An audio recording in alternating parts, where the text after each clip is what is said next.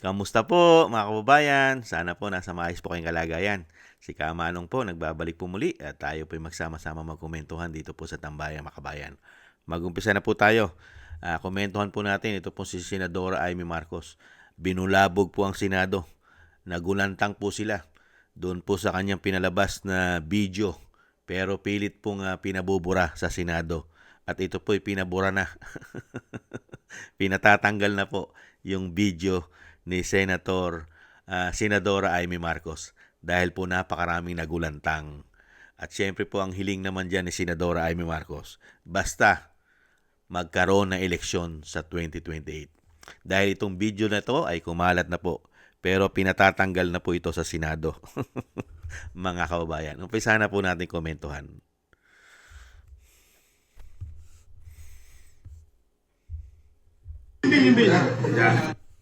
Noong April 22 sa Soler, nagkita si Tito Soto at House Speaker D para pag-usapan kung ano ang papakialaman sa 1987 Constitution habang nakaupo si Bongbong Marcos. Kasama ni House Speaker D ay si South Cotabato Congressman Ferdinand Hernandez. Kasama ni Soto ay ang dating Senate Secretary na si Mark Mendoza.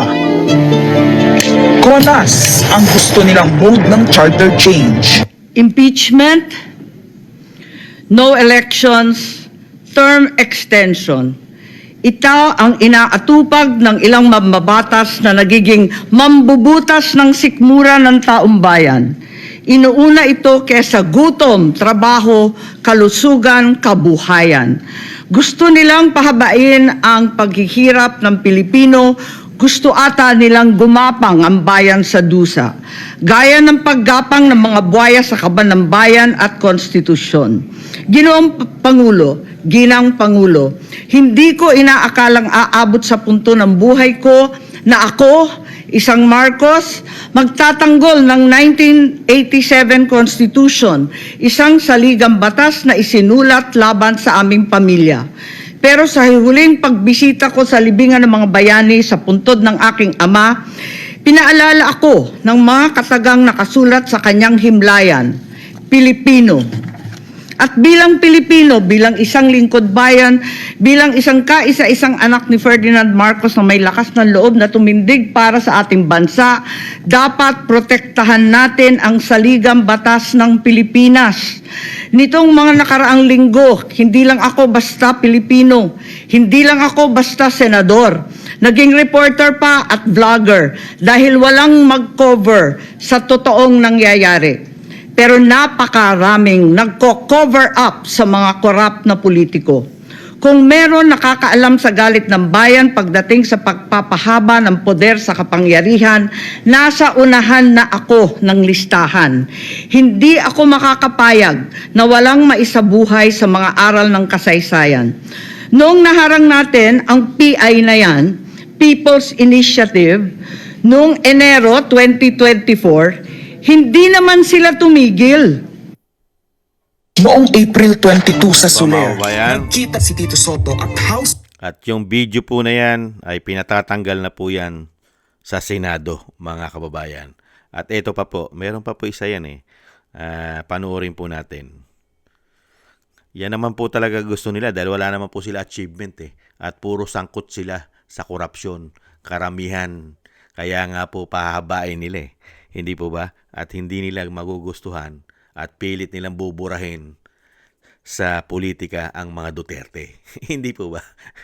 Ito po mga kababayan, umpisa na po natin. Sino po?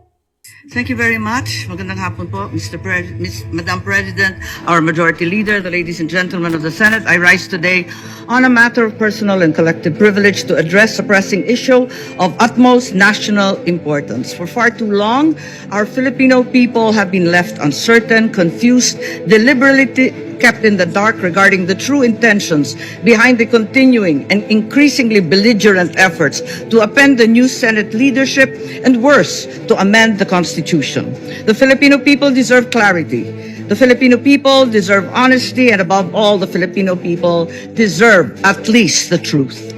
Madam President, today I will not rely solely on my own words. I will present before this chamber a short video containing documentation, footage, and statements directly connected to the ongoing efforts toward term extension and charter change.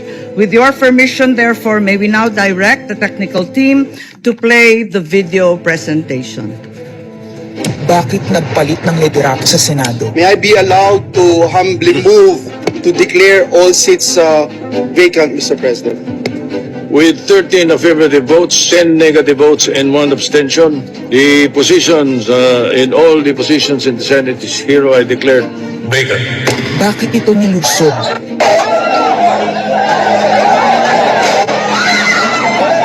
Bakit patuloy ang pananakot? Talagang garamalan, obvious na obvious, hindi isa-isa ang majority. Bakit may panggigipit? Pinakakasuhan ng Ombudsman si Senator Rodante Marcoleta ng plunder at indirect bribery. Bakit may pambabaluktot ng kwento? Nililito nila ang publiko. Ang kainan ay naganap alas 4 ng hapon. Ang barilan, alas 7. Nagmamalaki nilang may nangangamusta na si Camille Villar ang unang nag-update. Isa kasi sila nagsireplay. Last convo, 4 p.m. Next chat, 10 p.m. Bakit may demolition job? Bakit may pait? Bakit hindi matanggap? Napakaraming bakit.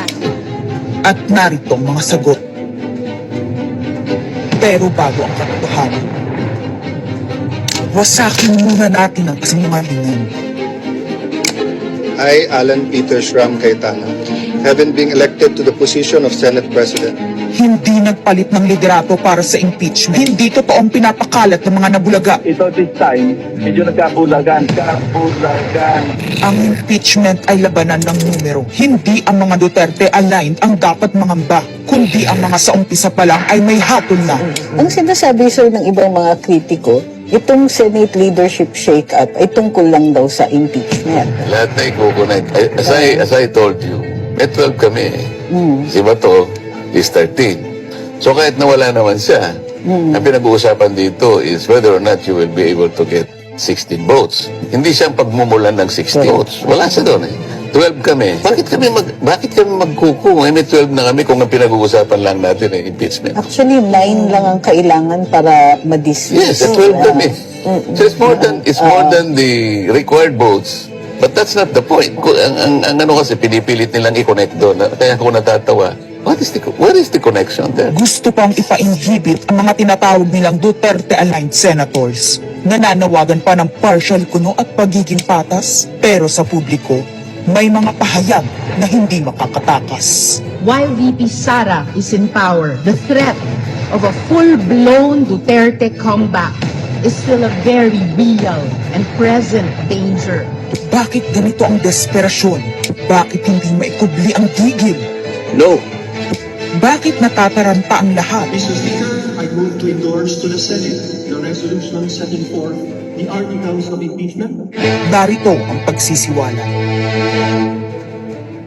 Noong April 22 sa Soler, nagkita si Tito Soto at House Speaker D para pag-usapan kung ano ang papakialaman sa 1987 Constitution habang nakaupo si Bongbong Marcos. Kasama ni House Speaker D ay si South Cotabato Congressman Ferdinand Hernandez. Kasama ni Soto ay ang dating Senate Secretary na si Mark Mendoza. Konas ang gusto nilang mode ng charter change. Muling sinusulong sa Kamara ang charter change o pag-amyenda sa konstitusyon sa pamamagitan ng Constitutional Convention. Is something big brewing inside the government to claims of a possible no-election scenario? Ang pag-aamyenda ng konstitusyon sa pamamagitan ng Constituent Assembly. At para makakuha ng suporta sa Senado at sa Kongreso, ito dapat ang mga nilalaman. Dapat ma-extend ang termino ng mga senador at congressmen na mawawala na sa pwesto by 2028. Ang eleksyon sa bawat senador ay magiging by region. Nagdiskusyon sila kung 2 o 3 senador per region. Kinompute nila kung mayroong 18 regions, nasa 36 o 54 ang magiging senador. Lumutang din ang usapang para hindi makaporma si Inday Sara sa 2028, gawing 50 years old ang edad ng pwedeng tumakbo. Pero nagpanukala rin si Soto na pwedeng gawing 35 years old para kay Vico Soto. dahil ipagmamayabang niyang kayang talunin ito si Inday Sara. Meron ako idadagdag maganda, Vicky.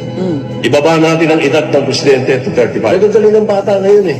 Magagaling eh. Ibigay na natin sa mga kabataan na pagpatakbo nitong bansa. Baka puro matino pa ba ilagay natin. Baka sabihin nila, Senator Soto, this is to siguro allow your nephew, ba, si Vico, na tumakbo. Sabi ko na Maging qualify. Ng ganun eh. Sabi ko na mag-iisip sila ng ganun. Wala. Hindi ko naisip si Vico ron. Ang impormasyong ito ay mula mismo sa kasama sa meeting. Kasama din nila ay isang congressman, isang gobernador, isang retired military officer, isang dating may mataas na katungkulan, at 5 mula sa private at business sector. Kaya ba binaliwala ang panawagan ng taong bayan? Kaya ba binaliwala ang paalala ng Iglesia ni Cristo? Hindi po nagbabago ang bilin ng Iglesia ni Cristo Nelson, na ang Iglesia ni Cristo po ay tutol sa impeachment. Kaya ba nagtatapang-tapangan ang mga umaastang bida sa ginagawa nilang tunay na drama?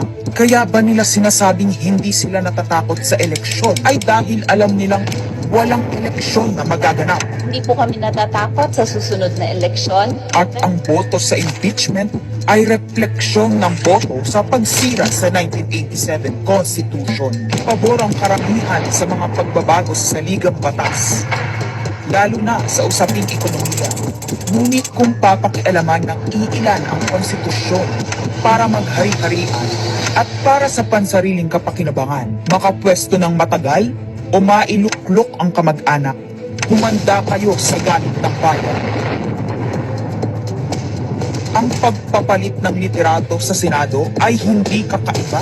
Ito ay nakabase sa prioridad at gusto ng mga senador. Gumagahana ng ebidensya laban kina Bongbong Marcos, Liza Marcos, Sandro Marcos at Marvin Romualdez. Kailangan ng may bayag sa Blue Ribbon Committee. Ipinangako na sa mga korap na mambabatas ang perang malilikom sa 2027, 2028 national budget. Dapat pigilan. 2028. Alam natin, that's the election budget.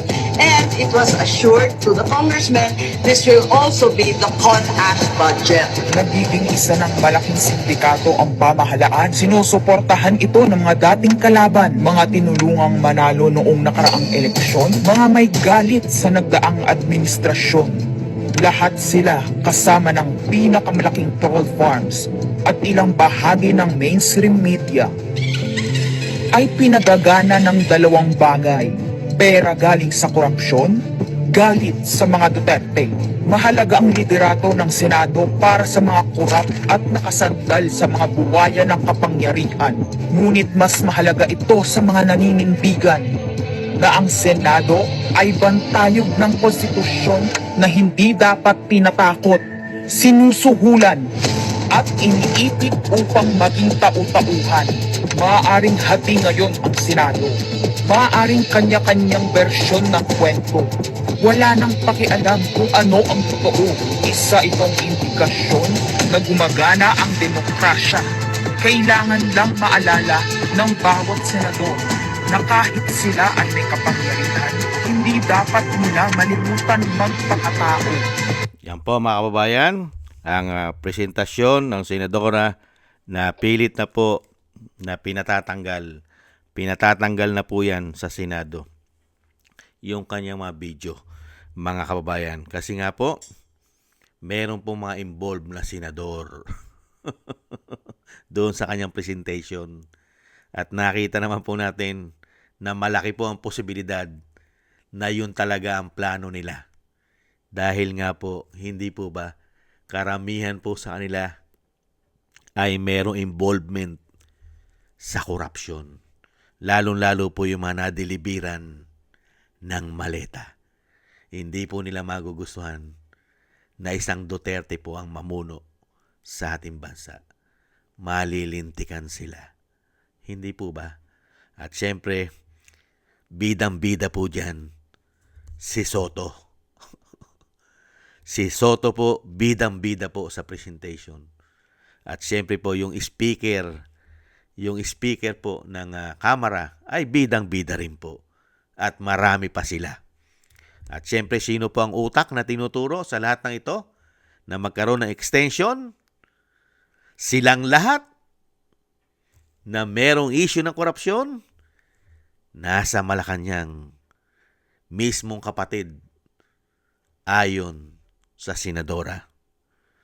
Tumatayo siya bilang Marcos. Kaya nga sinasabi niya, yung ginawang 1987 konstitusyon ay laban sa kanila, pero ngayon tinitindigan niya na hindi ito mabalangkas at magamit po ng mga sakim sa kapangyarihan. Puro pang sariling interes, hindi po para sa taong bayan. Kaya nga po malalakas ang loob nila. Kahit pala, mga kababayan, dumating ang 2028, wala silang pakialam. Hindi sila takot sa eleksyon. Yung pala, may plano na pala silang walang eleksyon. Di umano. Yan po mga kababayan, at yan naman po ang babakbakan. Babakbakan naman po yan. Napakarami pong trolls sa social media at ganun din po sa mainstream media. Ay siyempre po, babakbakan po nila at pilit po nila sisiraan si Senadora Amy Marcos. Ang iniintay na lang natin ay matulad din si Amy Marcos sa ginagawa nila doon sa kanilang mga kinakasuhan. Wala pa po silang ikinakaso kay Senadora Amy Marcos. Bakit kaya?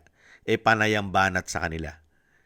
Ibig sabihin, totoo ang sinasabi ni Amy Marcos dahil hindi nila ito makasuhan. Hindi kaya, mga kababayan, lahat ng sinasabi ni Amy Marcos ay may katotohanan dahil sila'y nagbibingi-bingihan, lalong-lalo sa Malacanang. Hindi kaya. Yan po mga kababayan, ang pilit pong pinabubura at binubura na nila yung privilege speech. At siyempre po, yung video na yan. Pero kumalat na po yan. Kumakalat na po, mga kababayan. Maraming salamat po sa mga gusto po natin tambay mga kababayan sa YouTube at TikTok at ganoon din po sa ating mga subscribers at patuloy nagsusubscribe. Thank you po sa inyo. Shoutout po. At sa mga nagko-comment, like, share, and subscribe, mabuhay po kayo. Shoutout po sa inyo lahat. At shoutout din po sa mga nagbibigay po ng tulong at biyaya. Shoutout po kay Eric Hersho. Eric Hersho from Canada. Baby Roman at Ate Isa from Cagayan Valley. Annie Jo. Kay Gay at Shena. Tatay Nick from Toronto, Canada. Jesus Valdefena, Rolando Guerrero. Mila Yi. Felipe Shapno from Texas, USA. Rolando Timbol from Alberta, Canada. Ma'am LB at Shermani from North Miami, Florida, USA. Melchorita Espinosa from Orlando, Florida, USA.